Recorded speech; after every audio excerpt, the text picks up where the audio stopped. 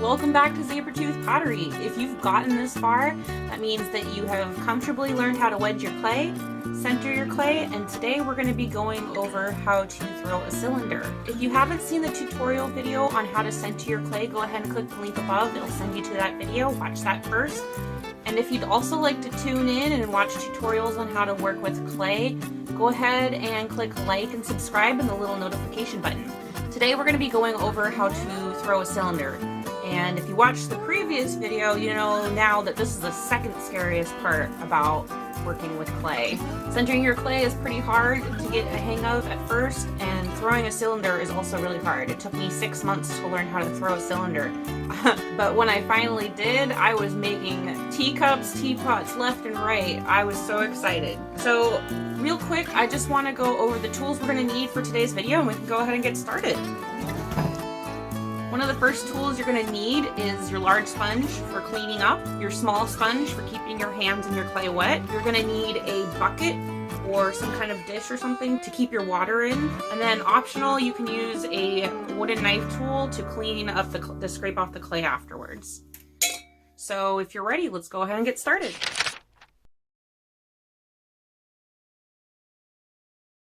Alright, so if you have gotten this far and you've learned how to center your clay, you feel pretty confident and you want to move ahead, now we can start learning how to open up our clay and making a cylinder.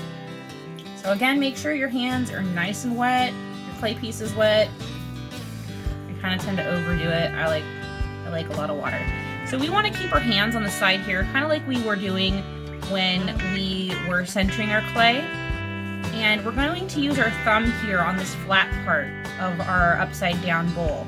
And we're going to push this part of our joint into the center here. So I like to use my fingers to kind of guide my thumb. We're going to push down and the ball of your thumb is going to start going down. When you're doing this, you don't have to squeeze the outside. Just kind of like rest your hand there to keep it nice and steady.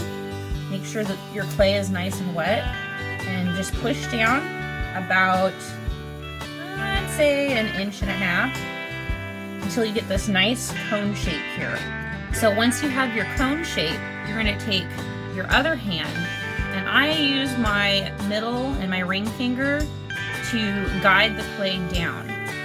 So when you're doing that, you want to go at an angle. So if I can kind of like show you from this way, what my hand will be doing here is guiding these two fingers down towards the center. And as you do that, you want to make sure that those two fingers are going straight towards the center of your wheel head. So you guide down and then towards the center.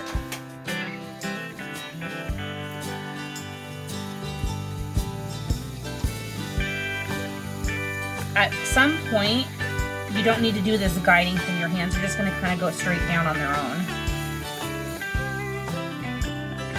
And then once you have it open up wide enough, you don't want to go all the way to the bottom, because if you do that, unless you are doing that on purpose, you are not going to have a bottom to your piece. So when you feel like you've gone down far enough, you can take your needle tool and poke it in, and then you put your finger here right where it touches the clay, and you can see how much of a bottom there is to your piece. Well, that's plenty of space. It will take a lot of practice to know when to stop. If you go too far, like I said, you won't have a bottom to your piece anymore. But if you're just learning how to make a cylinder, that's okay. You can break through the bottom, but I would definitely recommend trying to practice not going through the bottom. So here we are. That's too much water. So here we are at this point now. We've gone down far enough, and what we're going to want to do next is bring these fingers in. This hand just stays steady right here because it's a nice kind of like platform for us to rest our hand on. I like to put my thumb over my other thumb to kind of use as a guidance, and then my index finger just rests on top of my thumb. My pinky stays out here because I don't need that. So at this point, we're going to want to bring our fingers towards us. So get your fingers nice and steady on the bottom, and then bring them in. You're going to want to pinch like this. So you're gonna bring it in, keep the tips of your fingers nice and parallel with the bottom of your piece. And if I can show you, is what your bowl is going to start looking like. So here's what our clay looks like when it's centered. Here's us opening it with our thumb. We're going to continue to open with a middle and ring finger. And lastly, gently squeezing the clay wall to make bigger opening. And as you're doing this, you're going to want to do that in an outward motion.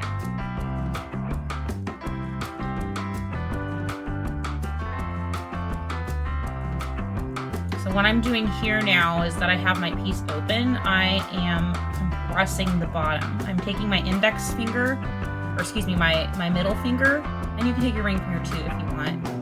And I'm compressing the bottom. So I'm pushing down against the bottom, and as I'm spinning the wheel, I'm going out and back in. That makes it nice and flat there.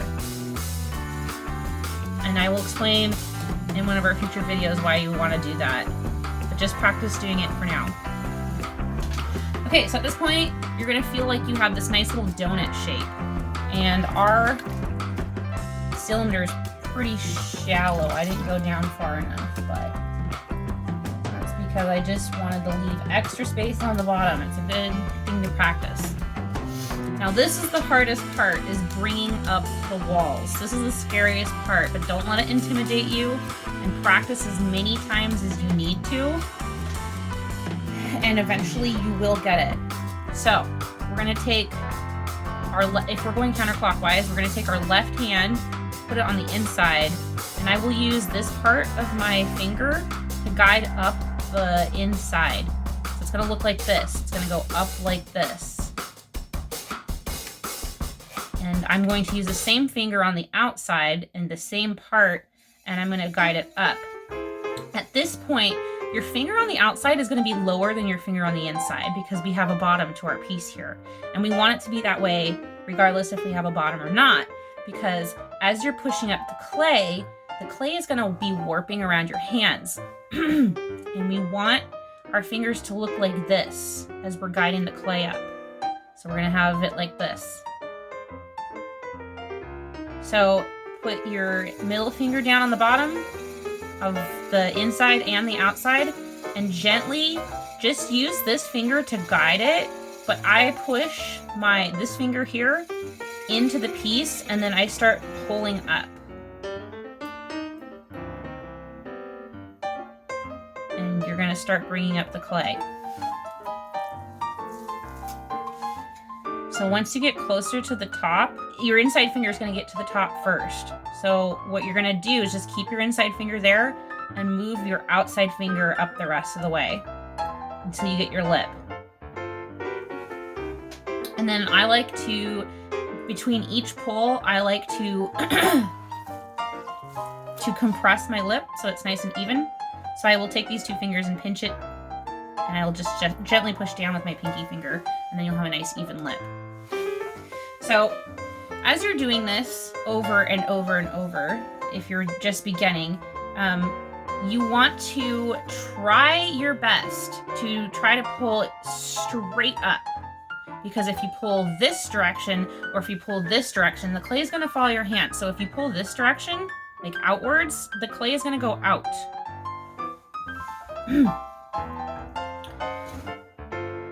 And if you pull inwards, the clay is going to go inwards. You don't want that either, unless that's what you're going for. But we want to keep our cylinder nice and straight. So we want to pull up. So let's start again. Put our hand back in here, the index, the middle finger all the way down at the bottom, outside middle finger all the way down at the bottom, and then gently push out slightly with your inside finger, and then push up with your outside finger.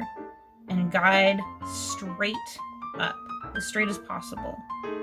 If keeping your hands steady is really hard for you, one of the tricks I like to do is actually to stand up and do this, and then just pull straight up. That helps with your posture. So do that as many times as you need to until you feel like you've gotten your clay the right height. If If you're pinching too hard and you're pulling too fast, what you'll notice is you get this kind of like weird like swirly shape on the outside. So you want to make sure that you're pulling up at the same rate that your wheel is turning, and that takes a little bit of practice. I always say just pull up a little bit slower than your wheel is turning and you should be fine. If you're not pinching hard enough, your clay is not going to come up at all. It's just going to stay there. It's going to take a lot of practice to know how hard to pinch, how fast to pull up. So just keep doing it over and over. Perseverance and repetition is really, really important. So just keep doing it over and over. Sometimes your piece will flop on you because you're pinching too softly or pinching too hard, and the walls will get too thin, and what will end up happening is your piece is going to flop on you like that. So don't push too hard. What you can do here, if I can find it, is use your noodle tool. Use your needle tool and just pinch off the part that's ruined. You can take that off.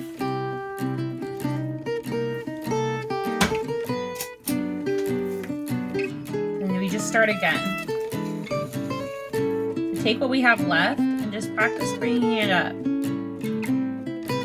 Remember to pinch the top and put your finger on it. Make sure the lip is the same thickness as the wall of your clay, essentially. You just keep doing that. Eventually you're going to have to stop though, because your clay wall is going to get too thin. You won't have enough clay to bring up anymore. So here we have like a 2-inch cylinder, maybe an 1.5 inches. And there's not really much you can do with that. But it is a start. You want to get it nice and tall. Usually like 6 inches is pretty good if you want to make like a bowl or some kind of dish. That's a good place to start. Vase, you're going to want a lot taller.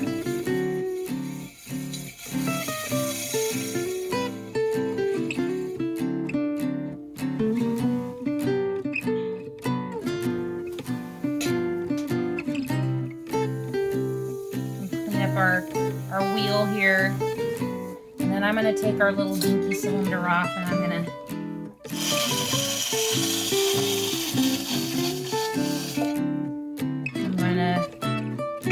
toss him because I don't need this guy. I can just recycle him, use him again in the future. Yep. Get my wheel nice and clean. Your station doesn't have to be perfect, but it is imperative that your wheel is clean every time. If you leave a mess on your wheel, it will hurt your wheel. And if you can see here, I have this nice dark stain right here. That was from clay being left on my wheel. My niece snuck in here one day and took some of my clay and put it on my wheel, and I guess she tried to figure out how to use the wheel, but gave up and then just left it there without cleaning it. And I came back a couple days later and it had been sitting there, and it basically, I guess, kind of like rusted, or I don't know what you'd really call that. It like tarnished or oxidized it or something. So it ruins it. So you want to make sure that your wheel is always clean. It's very important. Wheels are expensive, and I'm sure you know that if you have one at home or you've been looking to buy one. Wheels are expensive, so you want to take very good care of them. And so there we are, we made our cylinder.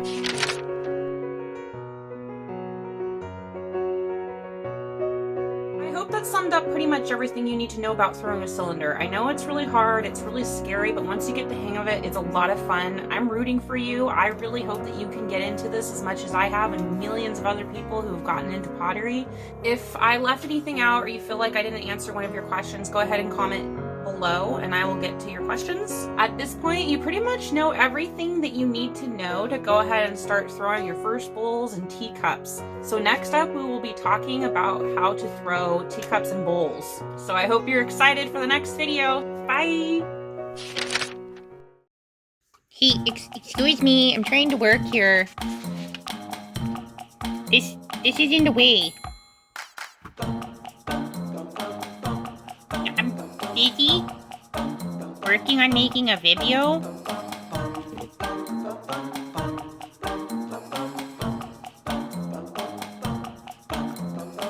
Thanks, bye.